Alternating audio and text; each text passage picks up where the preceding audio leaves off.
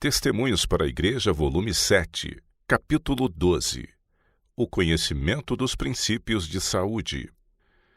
Atingimos um tempo em que todo membro da Igreja deveria utilizar a obra médico-missionária.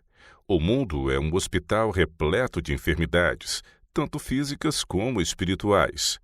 Por toda parte morrem pessoas à míngua de conhecimentos das verdades que nos foram confiadas.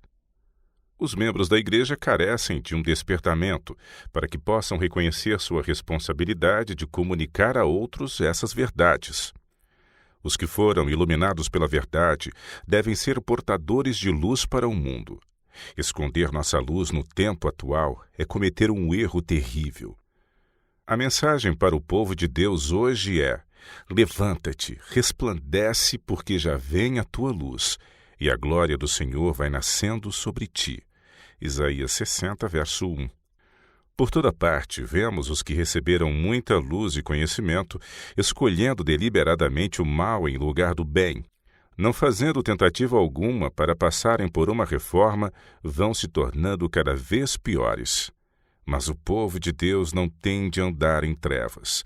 Deve andar na luz, pois são reformadores. Na vanguarda dos verdadeiros reformadores, a obra médico-missionária abrirá muitas portas.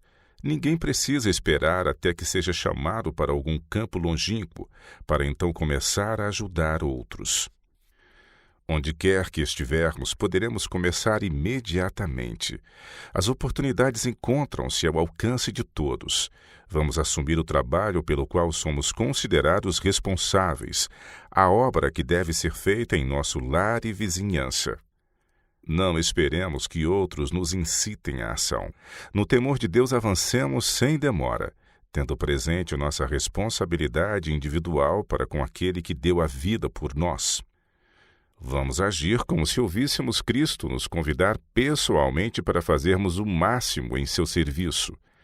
Não olhemos em volta para ver quem mais estará disposto. Se somos verdadeiramente consagrados, Deus, por nosso intermédio, trará à verdade outros de quem se poderá servir como condutos para comunicar luz a muitos que tateiam nas trevas. Todos podem fazer alguma coisa. Num esforço por evitarem a participação, dizem alguns: o lar, os deveres, os filhos requerem meu tempo e meus recursos. Pais, seus filhos devem ser sua mão auxiliadora, aumentando sua capacidade e habilidade para trabalhar para o Senhor. Os filhos são os membros mais novos da família do Senhor. Devem ser levados a consagrar-se a Deus, a quem pertencem pela criação e redenção.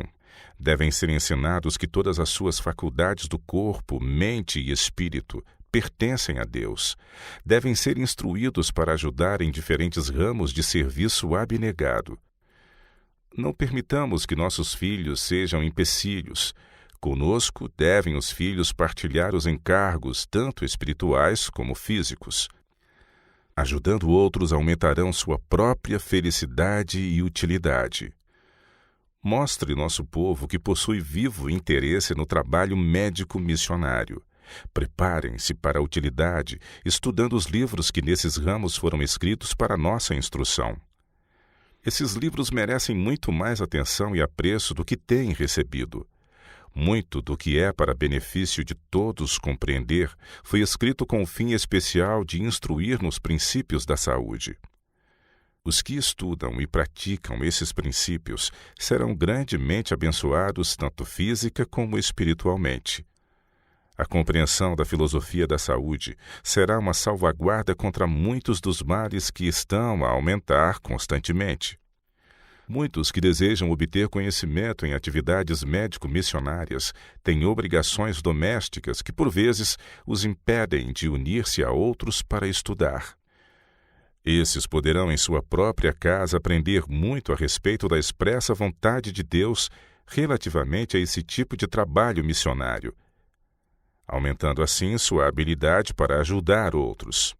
Pais e mães, obtenham todo o auxílio possível do estudo de nossos livros e demais publicações. O periódico Good Health, Boa Saúde, está repleto de boa informação. Tomem tempo para ler para seus filhos trechos dos livros de saúde, bem como dos que tratam mais particularmente de assuntos religiosos. Ensinem-lhes a importância do cuidado do corpo, a casa em que habitam. Formem um grupo doméstico de leitura, em que cada membro da família deponha os ansiosos cuidados do dia e tome parte no estudo.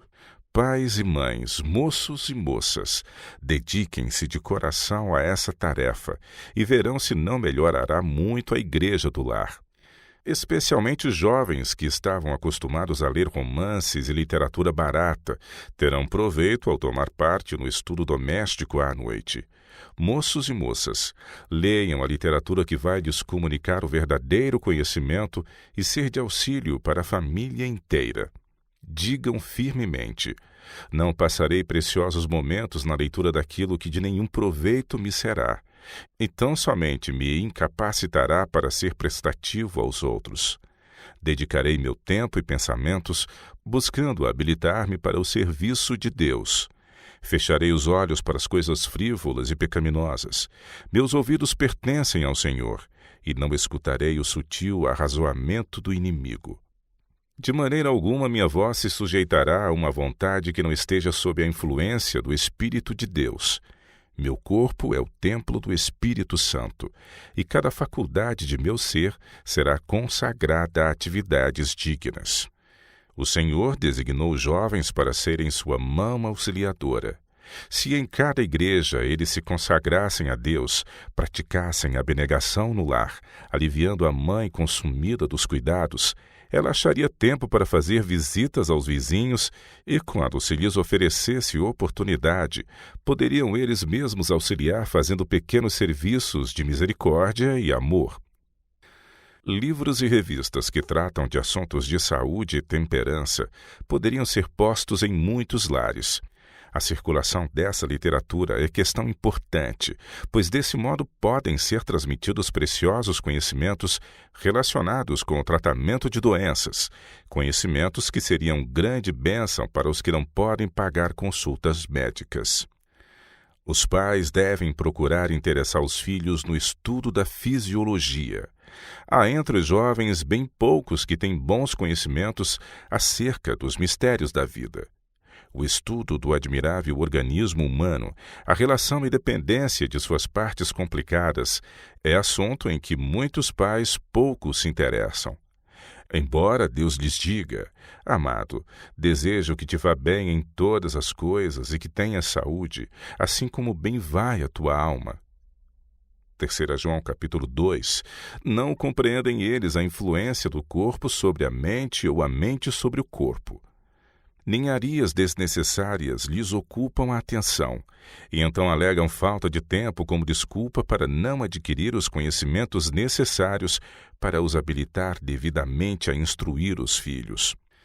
Se todos adquirissem conhecimentos sobre esse assunto e se compenetrassem da importância de pô-los em prática, veríamos um melhor estado de coisas.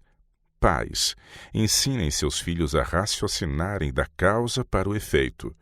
Mostre-lhes que, se violarem as leis da saúde, terão que pagar com sofrimento essa culpa. Mostrem-lhes que a negligência no tocante à saúde física tende à negligência moral.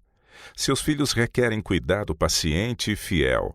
Não basta alimentar e vesti-los. É necessário também tomar providências para desenvolver-lhes as faculdades mentais e encher-lhes o coração de princípios retos. Mas quantas vezes se perdem de vista a beleza de caráter e a amabilidade de gênio no ansioso desejo da aparência exterior? Ó pais, não se deixem governar pela opinião do mundo. Não trabalhem para ficar nos padrões mundanos. Decidam por si mesmos qual é o grande objetivo da vida, e então empenhem todo esforço para atingir esse objetivo. Não poderão impunemente descuidar do devido preparo de seus filhos. Os defeitos de caráter deles demonstrarão sua infidelidade. Os males que vocês deixam passar sem correção, as maneiras ásperas, rudes, o desrespeito e a desobediência, os hábitos de indolência e desatenção, lhes trarão desonra para o nome e amargura à vida. O destino de seus filhos está em grande parte em suas mãos. Deixar de cumprir o dever agora poderá colocá-los nas fileiras do inimigo e torná-los agentes seus na derrota de outros. Por outro lado, se fielmente forem instruídos, se em sua própria vida virem um exemplo piedoso, poderão levá-los a Cristo, e eles, por sua vez, influenciarão outros, e assim muitos poderão ser salvos por sua atuação. Pais e mães, conseguem vocês reconhecer a importância da sua responsabilidade? Percebem a necessidade de resguardar os filhos dos hábitos negligentes, desmoralizadores? Só permitam que os filhos formem amizades que tenham boa influência sobre o seu caráter. Não permitam que estejam fora de casa à noite, a não ser que saibam onde estão e o que fazem. Se negligenciaram ensinar-lhes mandamento sobre mandamento, regra sobre regra, um pouco aqui, um pouco ali, comecem imediatamente a cumprir seu dever. Assumam suas responsabilidades e trabalhem para o tempo e a eternidade. Não deixem passar nem um dia mais sem confessar aos filhos sua negligência. Digam-lhes que pretendem agora fazer a obra designada por Deus. Peçam-lhes que se juntem na obra de reforma. Façam esforços diligentes para remir o passado. Não permaneçam por mais tempo no estado da igreja de Laodiceia. Em nome do Senhor, rogo a toda a família que mostre suas verdadeiras cores. Reformem a igreja que corresponde à sua própria casa. Ao cumprir fielmente seu dever em casa, o pai como sacerdote da família, a mãe como sua missionária, estarão multiplicando as forças para fazer o bem fora do lar. Ao aproveitar suas faculdades, se tornarão mais capacitados para trabalhar na igreja e vizinhança. Ligando os filhos a si e a Deus, os pais, as mães e os filhos tornam-se coobreiros de Deus. A vida do verdadeiro crente revela a presença de um Salvador. O seguidor de Jesus é semelhante a ele no espírito e no temperamento. Como Cristo, ele é manso e humilde. Sua fé opera por amor e purifica a alma. Toda a sua vida é um testemunho do poder da graça de Cristo. As puras doutrinas do Evangelho jamais prejudicam quem as recebe, jamais as fazem rudes, grosseiros ou descorteses. O Evangelho refina e eleva, santifica o julgamento e influencia toda a vida. Deus não permite que um de seus leais obreiros seja deixado sozinho na luta contra grandes desvantagens e seja vencido. Ele preserva como joia preciosa todo aquele cuja vida está escondida com Cristo em Deus. A cada um desses ele diz: te farei como um anel de selar, porque te escolhi. Ageu capítulo 2, verso 23.